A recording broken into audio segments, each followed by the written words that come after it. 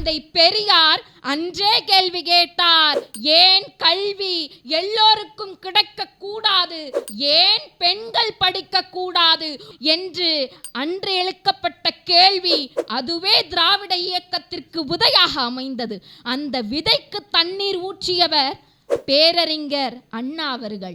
மிகப்பெரிய ஒன்று என்னவென்று கேட்டால், ஒரு இயக்கத்திற்கு பேனா கிடைத்தது, ஒரு சமூகத்திற்கு காவலன் கிடைத்தான், ஒரு தலைமுறைக்கு வழிகாட்டி கிடைத்தான்.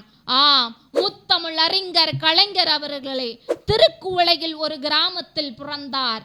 ஆனால் அவருடைய சிந்தனைகள் அனைத்தும் உலகமே மாற்றி அமைந்தது. இன்று அவருடைய சிந்தனைகளை நாம் எண்ணி சிந்தித்துக் கொண்டிருக்கின்றோம்.